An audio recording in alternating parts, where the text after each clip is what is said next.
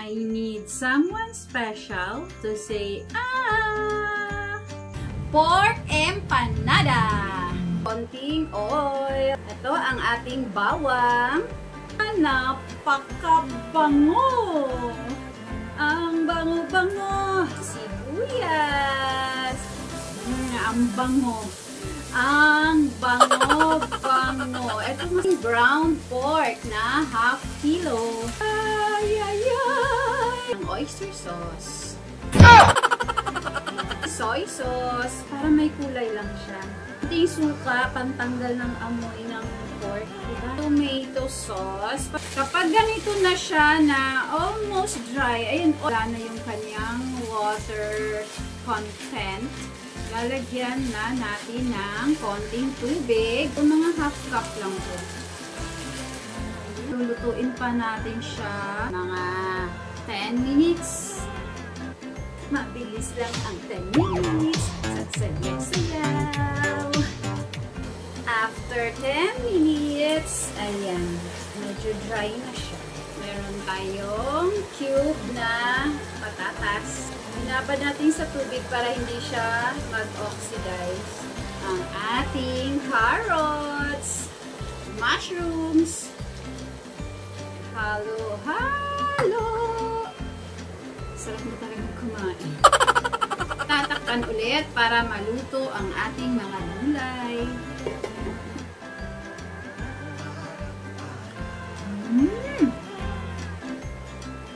Sarap, grabe.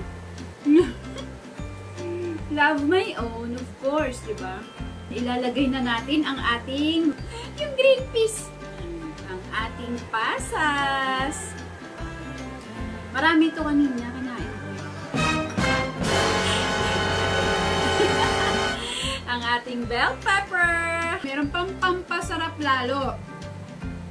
Ang cheese. Say cheese. Kailangan hindi siya yung quick melt. Yung medyo hardy flex. Eto na siya. Palalamigin lang muna para syempre, di ba, hindi masira yung ating dough. Ito naman ang ingredients natin sa ating dough. Meron ako ditong 3 cups of all-purpose flour. Lalagyan natin ng 1 tablespoon baking powder, 1 teaspoon sugar, and a pinch of salt. Yung pinch, siguro mga 1/8 teaspoon. Sama-sama na sila. Halo, halo, halo, halo, halo, halo, halo, halo.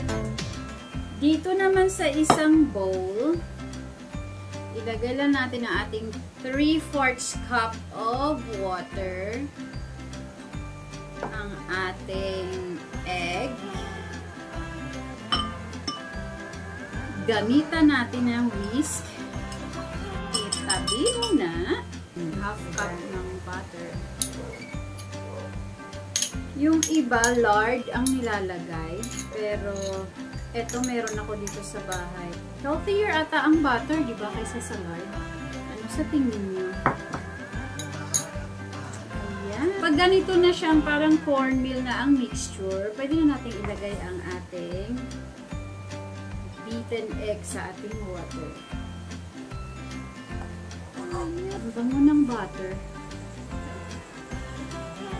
Eto na, nag-form na siya into a dough. Ayan, i-cling wrap ang ating dough. I-rest lang natin sa ref ng 30 minutes. Since nagutom na ako, eto, pinalaman ko sa wheat bread. Kain na. Hinihintay ko pa yung dough kasi. Kain na! May cheese! After 30 minutes, eto na ang ating dough. Malamig na siya. Open natin. Hatiin natin siya into 10 ba? Abot ba 10 or 8 lang? Dalawa. Habang naghihintay yung isa is balutin lang muna natin. Lapit kayo dito. Matatapos din naman tayo dito. 24 hours. Meron akong etong empanada molder na medium size. Tapos, parang gusto ko itong ito na lang. Kasi hindi pa masyadong malaki. Pero okay lang din siguro malaki, no? Ito na lang siguro. Ano difference na lang dalawa? Half inch lang. Oh, half inch lang yung difference. Kung ito kasi, pag anuhin ko pa, masyado siyang maliit. Ito, subukan natin. Ito, meron pala tayong extra flour. Ayan, magkagay tayo dito.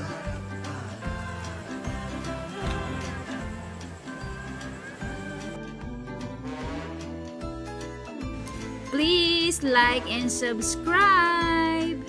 Thank you!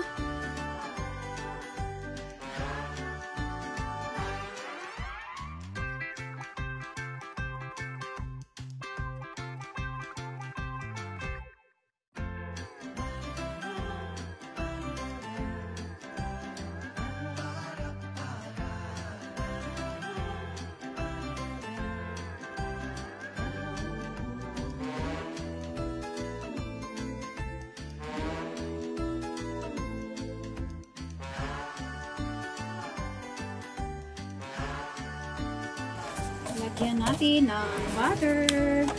Ilagay natin siya dito.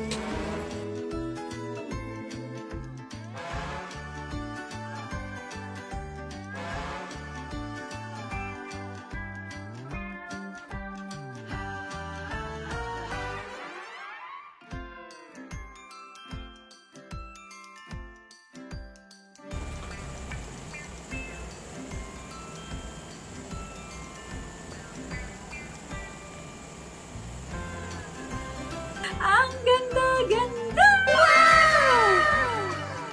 I-bake na natin siya sa 190 centigrade. Tama ba? Sinabi ko.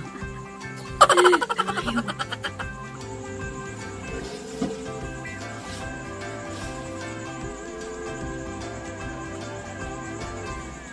Luto na!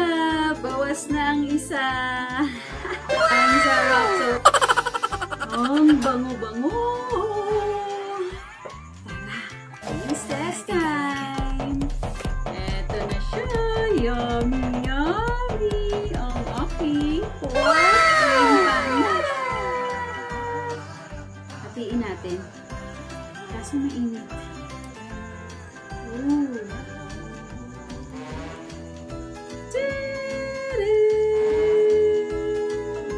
Cheesy! Cheesy! O, nag-melt siya. Diba? Kainin natin.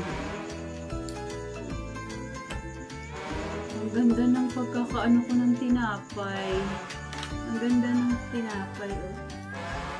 Ang init.